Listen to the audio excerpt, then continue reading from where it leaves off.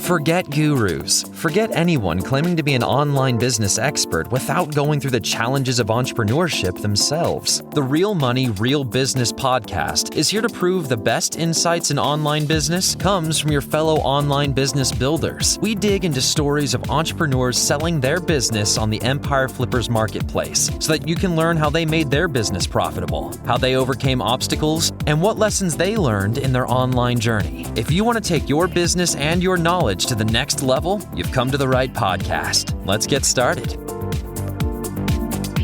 Hey everyone, welcome to another episode of the Real Money, Real Business podcast. We record these interviews so potential buyers have more information about the seller and the business to help them make a buying decision. Now, before we dive in, let's go over a brief summary of this business. It is an Amazon Associates display advertising, affiliate, and lead generation business created in December of 2020 in the technology and information niches. The average monthly revenue for the business is $19,219 and makes an average of $17,939 per month in net profit.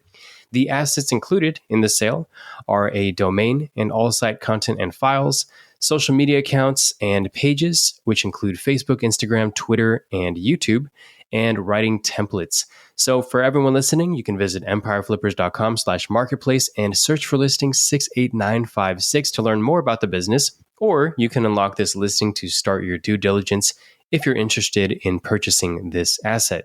So that's a brief overview of the business for sale. Let's hear from the seller with me today. So welcome to the show, Andreas. How are you doing today? I'm doing good. Thank you very much. Absolutely. Well, Andreas, I'm looking forward to learning more about you and your business. So to start us off, can you tell us a little bit about your background building and running online businesses or this online business? Yeah, I actually don't have much background in running businesses, but so this is one of my first online projects. Before I studied engineering, but I dropped out when this one took off. So now I'm a full-time website builder. Oh, nice. Well, congratulations on this being, it sounds like you're pretty much your first full-time business, and it's one that it's in a position to sell. So that's definitely a great achievement. So congratulations on that. Yeah. So why are you deciding to sell the business now instead of keeping it and growing it further? At this moment, I just have too much on my plate. So I got a bit of a shiny object syndrome when I started two projects at the same time. And I lost interest in this one because this is one I'm working on the longest. Then I decided to sell it. And when you say working on it the longest, I did note that this business was created in December of 2020, which is very impressive for a website to have grown this quickly, I would say. So going on to the next question about your success and how quickly you achieved this level of success, what did you learn from building this business that worked that you think contributed to the success you experienced? I think content website is really simple and complicated at the same time. For me, I was just always been obsessed with the content quality. For example, all the reviews, I've bought the products and I've took pictures and done tests with them. So this has put us in a very unique position with actually unique data and pictures in our reviews. And then we use these reviews in the roundups and the versus articles and the alternative posts. So this gives us a very, the content quality is so much better compared to the competition. I think that's one of the major reasons it grows so fast. Yeah, that's really interesting because I think you might be to be fair, most people haven't told me if they do or do not actually buy all the products themselves and review it. But I would assume that most people do not because it sounds like that's not a very common thing to do in the content marketing space. And some people claim they do, but they have no pictures as proof and they say much about that. But I actually have pictures with the same picture with the same background every single time. So you see it's obviously the same place. Yeah, that's really interesting. So how important do you think that decision was to growing this particular type of business? Do you think it's important across all content sites, or do you think it's important particularly in this specific niche? I don't think it's necessary in all content sites, but I do think it helps. It especially helps more and more as Google is really, really pushing it lately.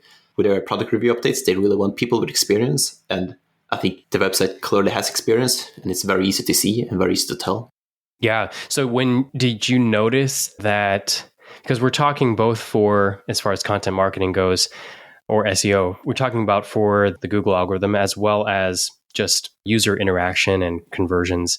So did you notice that when you started to do this, that the algorithm started to really play in your favor? Well, I guess you've done this from the beginning, so it's probably hard to make a comparison. It's very hard to say. I can say this went very quickly from the start. Like it took me 6 months to make my first $1,000 a month. I think that helps, but SEO is very hard to know exactly what helps. Yeah. I also have like a solid link profile, and the content is very optimized from just the SEO perspective and not only just trying to be quality content. Yeah, very cool. So was there anything you tried with this business that didn't work out as well? Yeah, I did try to go into like another niche, let's say. And I wrote a lot of content in that niche, like a lot. And it didn't fail completely, but it didn't work as good as I hoped, because the mistake I did was I assumed that their traffic was warmer than it was, basically. So this is the lead gen part of the business. I thought that the leads would be warmer for the searches than they really were. And that would be my mistake. Got it. And then so once you recognized that, you kind of focused all of your attention more on the other revenue streams, which were Amazon Associates and display advertising affiliate. Yeah, exactly. That's been what I'm going back to. And I do think there's opportunity in the lead magnet part still. You just need to target the different types of keywords. Now, would you say when you said you were targeting a niche that you thought was going to be more popular and it just wasn't as popular, do you feel like you were trying to go too wide as far as the topic or the niche? Like you weren't being narrow enough with your niche? Or was it just that the lead generation monetization channel wasn't as successful as you thought? I think it's mostly that. I think that I thought that the conversion rate was going to be higher for those keywords than it was, because the rankings worked out pretty good. Like everything worked out. I got the traffic, I got the affiliate programs and the lead partnerships, but it wasn't converting as much as I hoped. Okay. Well, yeah, good for somebody to know in the future if they decide to test out a lead generation income stream with this site. So let's get into a little bit about the work that you do on this business to maintain it. So you grew it very quickly, and it looks like you spend only 5 hours a week on this business. Can you describe the amount and the type of work that you do on this business to maintain it? At this moment, I mostly just update all the articles. That's mostly what I'm doing. So I keep up with all the changes in products and stuff. So I update the pages that are still ranking to make sure they still keep ranking and make small updates. Okay. So yeah, it seems like not a very technical requirement for a new buyer coming into this to learn how to continue the operations. But I should note that it's that updating articles is a bit of a headache because WordPress is a bit slow when you update articles. That's would be my only problem. But It's not a huge problem. It's just a little bit more annoying. It sounds more like a data entry type of problem as opposed to like a technical limitation. So yeah.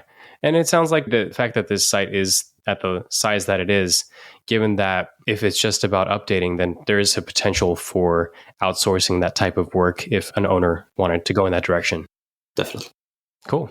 So on the topic of that, growth opportunities, if you were to keep the business, what are some ways you would try to grow it? Okay, I think there's 3 ways you can grow it. You can do none of them, or you can do all 3, or just one. It doesn't really matter. The first thing I would probably do is double down what's already clearly working, and that is the affiliate part. I might write a bit more reviews and roundups, and I might even go into like subtopic. So I would expand the topics. Got it. And the number 2 thing is I would go for, there's very much troubleshooting keywords in my niche. And I would probably double down on those ones because they have huge traffic potential with extremely low competition. And the third one goes down to the lead magnet. And like I said before, the keywords I went for was not warm enough.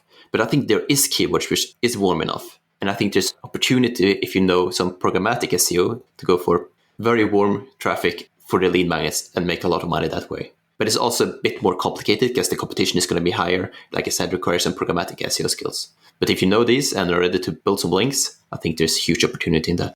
Sounds like you have a lot of information that you'd be able to share on this if a buyer does want to go in that direction, especially about what mistakes to not make if they decide to go in that direction and what you do the second time around. Yeah, exactly. Nice. Well, that sounds great. So, of course, though, with any business, there is always a degree of risk. So what do you think are the biggest risks with this business that a buyer should be aware of, whether it's this particular business or with this business model? Like I would say for this specific website, like in any other website, it can always get hit by a Google update. And it already did get hit by one in January, which dropped the ranking a bit. So that's something always risk with every website. I personally think it's safer than most websites because, like I said, the content quality is actually high. And I know every website owner says that content quality is actually high. But if you knew how much obsession I put into the content, how much effort, and like I said, I've bought all the products and tested them and have unique data. And so I think that's a way that's going to protect from updates much more than the average website. Yeah. And any buyer who's interested, they can certainly unlock the listing, look more into the details of the website and assess for themselves to verify that the content is indeed of high quality. So yeah, it's probably easy for them to verify that. And I'm sure they'll be able to see that that's the case. Yeah, exactly. Okay. So I would say, yeah. And it sounds like also the main risk is one that anybody with experience in content sites is probably well aware of, which is just Google algorithm updates and the impact that it could have on a site. It is kind of nice to see that it did already go through an algorithm update and just to see how the site was impacted and I guess to what degree. So yeah, a buyer can see how, I guess, the strength of the foundation of the website just based on that possibly. Yeah. Okay. So a few housekeeping questions to wrap this up. How much support are you willing to offer buyers after the business is sold? I'm open to negotiate this, of course, but as beginning, I could say 90 days would be no problems. Like both email and calls up to 5 hours per week. Awesome. And the default or the minimum, I guess I should say, is 30 days. So yes, 90 days is definitely generous. And just confirming you commit to a non-compete after the business is sold? Yes, I do. Okay, perfect. And are you open to something like an earnout? I would prefer the cash up front, but I'm always open for negotiations. Okay, great. And putting yourself in the shoes of a buyer, why do you think this is a business worth buying? Well, I think there's a lot of opportunities to take it in different directions and make it grow. Like I said, I think for web content, it's very high quality, and so is the link profile. So I think it's just a quality business, which has a lot of potential. Yeah. If I were to interpret this, just based on our conversation, you mentioned that within 6 months of building the site, you were making, at that point, it was $1,000 per month. And then it grew from there.